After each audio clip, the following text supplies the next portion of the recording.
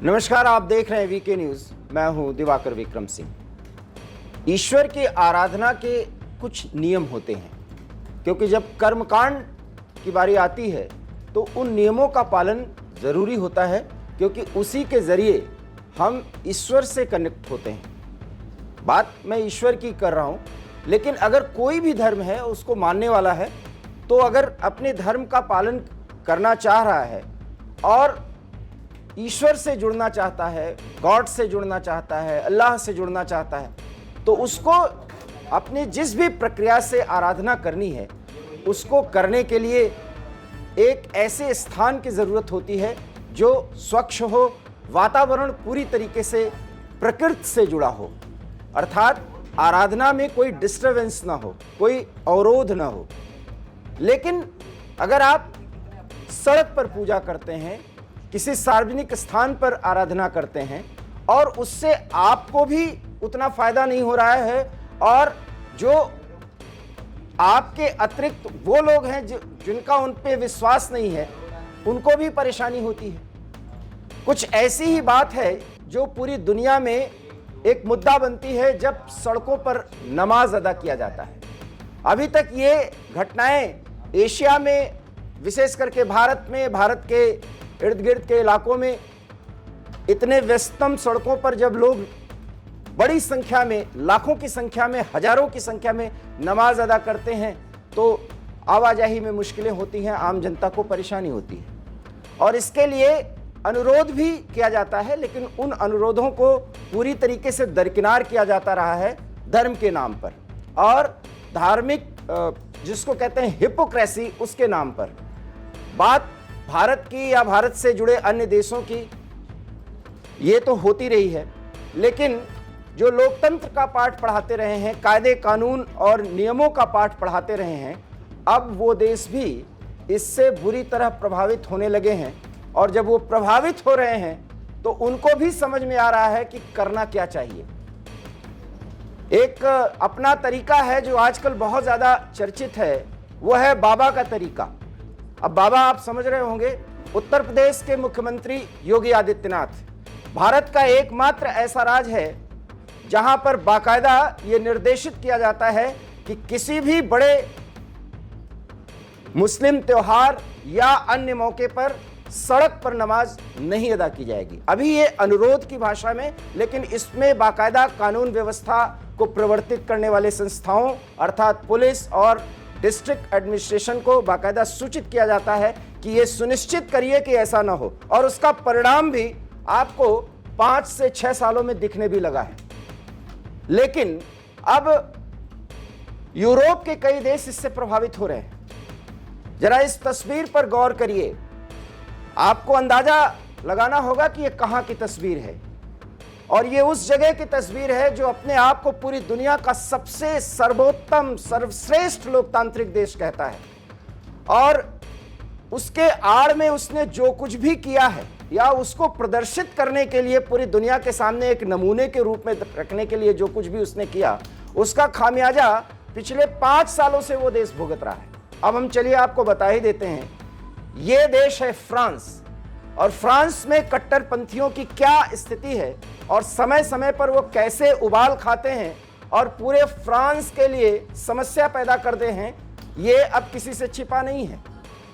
एक 18 साल के युवक ने गाड़ी गलत तरीके से चलाई, पुलिस ने रोका, वो नहीं रुका, पुलिस ने गोली मार दी, वो मर गया, पूरा फ्रांस उबल गया और उसके कारण फ्रांस के राष्ट्रपति को भी अपनी कई राजनयिक यात्राओं को कैंसिल करना पड़ा, मुश्किलों से गुजरना पड़ा और उसके बाद स्थिति सामान्य हुई। 20 लाख से अधिक वो रिफ्यूजी जो अब फ्रांस में बाकायदा वहां के बाशिंदे हो चुके हैं और फ्रांस के अर्थव्यवस्था में जो विकास की राह है उसमें अपने आप को सम्मिलित किए हुए हैं, लेकिन जब बारी आती है धर्म की, तब वो सरकार को भूल जाते हैं, फ्रांस को भूल जाते हैं, फ्रांस की व्यवस्था को भूल जाते हैं। कमोबेश यही स्थिति यही हर देश की है। जहां भी ये इस स्थिति में होते हैं, वो धर्म का सहारा लेकर के अपने मनमानी करने की कोशिश वो करते रहे और फ्रांस, ब्रिटेन सहित तमाम वो देश इससे प्रभावित होते रहे। फ्रांस के ये जो तस्वीर आप देख रहे हैं, ये वहां के एयरपोर्ट की है, और एयरपोर्ट भी फ्रांस के किसी अन्य शहर की नहीं है, ये फ्रांस की राजधानी पेरिस के चार्ल्स डी एयरपोर्ट की है। आप देखिए ध्यान से, इसमें लॉन्ज जैसा कुछ आपको दिख रहा है, तो ये है बोर्डिंग लॉन्ज। बोर्डिंग लॉन्ज में कई लोग आते रहते हैं और हमेशा आवाजाही बनी रहती है, और वहां पर मास में बैठ करके मुस्लिम धर्म अर्थात इस्लाम को मानने वाले लोग वहां पर नमाज अदा कर रहे हैं, और नमाज अदा करने की कोई भी इजाजत इस सार्वजनिक स्थल पर फ्रांस के कानून के मुताबिक नहीं है, लेकिन ये लोग ऐसा कर रहे हैं। अब सवाल यह है कि पुलिस ने रोका क्यों नहीं, या एयरपोर्ट अथॉरिटी पर जो अधिकारी थे उन्होंने इस पर मनाही करनी चाहिए थी, कोई एक्शन क्यों नहीं लिया? तो वो मजबूर थे, वो कर ही नहीं सकते थे, क्योंकि जो लोग नमाज अदा कर रहे हैं इनको पता है कि इस लॉन्ज में नमाज नहीं अदा करना चाहिए, लेकिन उन्होंने किया। और अगर उन्होंने किया तो आप उनकी मानसिकता को सोचिए, उनकी मन स्थिति को सोचिए। उनको नमाज अदा करना ही है, क्योंकि किसी भी नियम कानून को तोड़ना है जब धर्म की बात आ जाती है, और यही 21वीं शताब्दी के लोकतांत्रिक वैश्विक व्यवस्था में सबसे बड़ी चोट होती है, और यहीं से कट्टरपंथ उत्पन्न होता है। और ऐसा क्यों होता है ये भी जान लीजिए। पूरी दुनिया में 8 अरब की आबादी है, और लगभग 2 अरब की संख्या में इस्लाम को मानने वाले लोग हैं, जिन्हें आप मुस्लिम कहते हैं।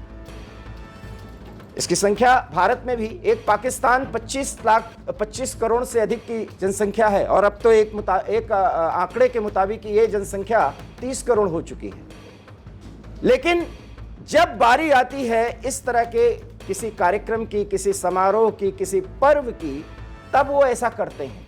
और फ्रांस में तो जानबूझकर के नियमों का उल्लंघन किया जा रहा है। कुछ भी नहीं हो सकता, क्योंकि वहां की सरकार इन पर लगाम कस ही नहीं पा रही। और अब जब ये विजुअल, माफ करिएगा, जब ये तस्वीर वायरल की गई, और सिराक जो वहां के बड़े महत्वपूर्ण और पूर्व राष्ट्रपति रहे हैं, बड़े नेता रहे हैं, उन्होंने ये वीडियो शेयर किया है, ये तस्वीर भी शेयर की है एक्स पर, आप देख सकते हैं। और जब शेयर की तो वहां की सरकार को यह लगा कि फ्रांस की मौजूदा परिस्थितियां पूरी तरीके से कट्टरपंथियों के दायरे में आती जा रही हैं। उन्होंने फ्रांस की पूरी व्यवस्था को एक तरह से स्टैग्नेंट करने की कोशिश की है, और कोशिश में लगातार ऐसे ही कुछ कार्रवाइयां हो रही हैं, ऐसी ही कुछ हरकतें की जा रही हैं, जिसमें सड़कों पर उत्पात मचाना, या किसी सार्वजनिक स्थल पर बड़ी संख्या में लोगों का बैठ जाना, वहां नमाज अदा करना, नारेबाजी करना। फ्रांस किधर जा रहा है आप सोच सकते हैं। हम फ्रांस की चर्चा बार बार क्यों कर रहे हैं? क्योंकि यही फ्रांस, यही ब्रिटेन और तमाम पश्चिमी देश समय समय पर, आज के 1 दशक पहले भारत को बराबर समय समय पर नसीहत देते रहे। और अमेरिका की तो बात ही छोड़िए, समय समय पर कुछ रिपोर्ट उनके यहाँ से कुछ संगठन जारी करते हैं जो धार्मिक स्वतंत्रता पर ढेर सारी बातें करते हैं। अब आप समझिए कि क्या फ्रांस और ब्रिटेन जिस चोट से इस तरह से आहत हो रहे हैं, और जो भविष्य में आने वाली समस्या है जिससे परेशान हो रहे हैं। ब्रिटेन की भी ये तस्वीर देखिए, वहां के एक प्रमुख शहर में किस तरीके से सड़कों पर नमाज अदा किया जा रहा है, और पुलिस खड़ी हुई है, कोई कुछ नहीं कर पा रहा है। और बात यही नहीं कि नमाज ही अदा हो रहा है, वहां से बड़ी संख्या में आवाजाही हो रही है वाहनों की, और वो सब रुक गए हैं। ये स्थिति उत्तर प्रदेश में भी देखी जाती थी। हम बार बार उत्तर प्रदेश का जिक्र जब फ्रांस और ब्रिटेन का कर रहे हैं तो कर इसलिए रहे क्योंकि इसके लिए बहुत ही सख्त कानून या एक सख्त एडमिनिस्ट्रेटर की जरूरत होती है। और वो क्या है वो आप समझ सकते हैं। उत्तर प्रदेश के मुख्यमंत्री योगी आदित्यनाथ बराबर किसी वोट बैंक की चिंता किए बगैर जब सार्वजनिक स्थलों पर इस तरह का काम किया जाता है तो पूरी तरह से उसको रोकने के लिए पुलिस को आदेश दे देते हैं, और पुलिस पूरी तरह से सक्रिय होती है क्योंकि एक एक जिले के डीएम और एसपी से रिपोर्ट मांगा जाता है। बात यही नहीं, बात जब 2 बड़े त्योहार होते हैं मुस्लिमों के, और उसमें जब पशुवध के लिए जो उनके धार्मिक कार्यक्रम का एक अंग है, तो हर एक स्थान को नियत नहीं किया गया है। नियत स्थान के अतिरिक्त और कहीं भी वो काम करना पूरी तरह से वर्जित है। और आप देख सकते होंगे कि पिछले 2 सालों में रिपोर्ट ये रही है कि जहां जो स्थान नियत किया गया वहीं पर वो हुआ। क्यों? इसके लिए कोई कानून नहीं बनाया गया, इसके लिए एडमिनिस्ट्रेशन प्रभावी हुआ। और वही बात फ्रांस में दिख रही है, जब वहां के सरकार की तरफ से, राष्ट्रीय सरकार की तरफ से कहा जा रहा है कि अब हम फ्रांस में जो नियम और कानून है उसको प्रवर्तित करने के लिए एडमिनिस्ट्रेशन को पूरी तरीके से प्रभावी बनाएंगे। मतलब समझ लीजिए कि ये देश अभी तक इस समस्या से जूझ नहीं रहे थे, लेकिन जब इन पे इस तरह की चोट हो रही है तो इन्होंने मान लिया कि एडमिनिस्ट्रेशन में कहीं ना कहीं कमी है। और ऐसा क्यों कह रहे हैं कि एडमिनिस्ट्रेशन को बहुत प्रभावी करना है? क्योंकि इस तरह की समस्या से फ्रांस पिछले 5 सालों से जूझ रहा है। और वहां किस तरीके से रिफ्यूजी के तौर पर गए लोग अब फ्रांस के कानून व्यवस्था, वहां के सामाजिक व्यवस्था पर चोट कर रहे हैं। और फ्रांस के लिए एक बड़ी चुनौती है। और अगर इस चुनौती का सामना नहीं कर पाई फ्रांस की सरकार, तो बात फ्रांस तक ही नहीं, स्वीडन और ब्रिटेन, यहां तक कि हॉलैंड तक ये स्थिति देखी जा सकेगी, जहां पर कट्टरपंथी इस तरह की कारस्तानी को अंजाम देंगे। बहरहाल, पेरिस के इस प्रमुख एयरपोर्ट पर जिस तरीके से नमाज अदा की जा रही है, उसको फ्रांस की सरकार ने कॉग्निजेंस में लिया है और अब पूरी तरीके से उसके खिलाफ कार्रवाई की जाएगी, ये भी ऐलान कर दिया है। जब ये ऐलान किया गया तो अब फ्रांस में क्या होगा ये भी समझ लीजिए।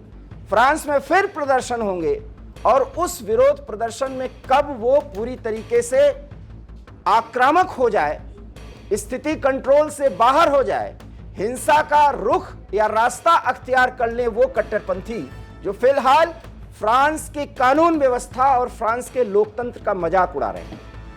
ये सारी बातें अब भारत के अन्य राज्यों के लिए भी एक बहुत बड़ी नज़ीर है, इसलिए हमने इसकी चर्चा आपको बहुत अच्छे तरीके से बताई है।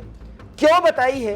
क्योंकि याद करिए, इजराइल और हमास का युद्ध चल रहा है और भारत के ही एक राज्य में हमास का एक आतंकी नेता तकरीर करता है जिसको मुख्यमंत्री का एक मूक समर्थन प्राप्त होता है। और जब यहां मीडिया सक्रिय हुआ, जिसमें वीके न्यूज भी कह सकता है कि वीके न्यूज ने इस पर सवाल उठाए, हम ये दावा नहीं करते कि हमारी ही बात का पूरा असर हुआ, लेकिन इतना जरूर है कि हमने इस मुद्दे को उठाया और उसका असर जरूर हुआ कि मुख्यमंत्री को भी कहना पड़ा कि गलतियां हुई हैं। और ये गलतियां क्यों होती हैं ये भी आपको पता है, क्योंकि वोट का जो मामला है। लेकिन फ्रांस के लिए ऐसी स्थिति नहीं है। लेकिन लोकतंत्र का जो दिखावा इन देशों ने किया, जो ये दावा करते हैं कि लोकतंत्र की जननी है ये, उनके लिए अब समस्या की घड़ी आ चुकी है।